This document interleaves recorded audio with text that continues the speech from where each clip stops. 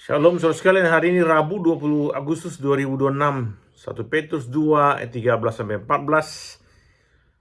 Tunduklah karena Allah kepada semua lembaga manusia, baik kepada raja sebagai pemegang kekuasaan tertinggi maupun kepada wali-wali diutusnya, untuk menghukum orang-orang yang berbuat jahat dan menghormati orang-orang yang berbuat baik. Seperti renungan kita kemarin, saudara, maka sebagai orang percaya kita dimanapun berada, Petrus mendorong kita supaya melakukan 3 hal. Yang pertama hari ini kita pikirkan adalah kita harus tunduk kepada pemerintah, dan dari yang jabatannya paling tinggi sampai yang paling rendah. Perdana Menteri atau Presiden, Wakil Gubernur, Wakil Presiden, Gubernur, Wali Kota, Bupati, Camat, Lurah, sampai RT, saudara ya. Ayat 14 mengatakan maupun kepada wali-wali yang diutusnya. Jadi ini konteks zaman itu. Maka Kaisar Roma menempatkan gubernurnya atau wali negerinya, karena wali-wali itu adalah otoritasnya sama dengan yang mengutusnya.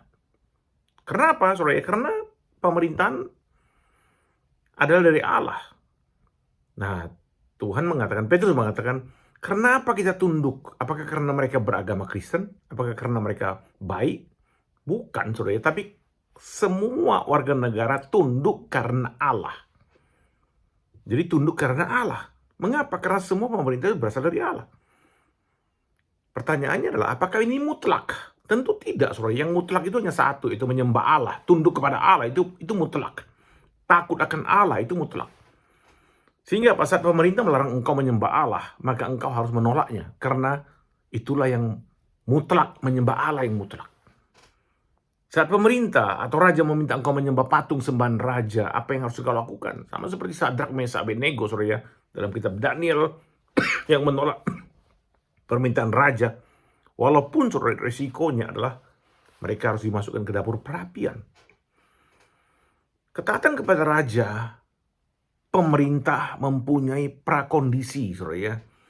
Nasihat Rasul Paulus kepada Timotius, berdoalah bagi para pemimpinmu. Nah itu juga menjadi bagian daripada hormat kepada raja. Mengapa engkau perlu mendoakan para pemimpin kita? Saudara, mungkin sekali para pemimpin kita yang kita pilih ini dulunya, saudara, orang baik-baik saja. Kita kenal mereka demikian. Tapi setelah dia di puncak kepemimpinan, jadi bupati kah, jadi gubernur kah, jadi presiden kah, dia dikelilingi oleh banyak sekali kepentingan keluarganya dan kepentingan tim suksesnya. Ring 1, ring 2, ring 3, dan seterusnya. Jadi tempat dia duduk itu menjadi sangat licin, mudah terpeleset, mudah tergelincir.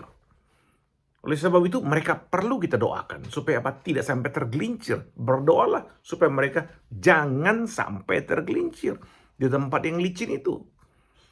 Mengapa, saudara? Karena saat dia mengambil keputusan, kebijakan, itu kebijakan untuk semua orang, termasuk kita. Supaya kebijakannya benar. Amin, saudara.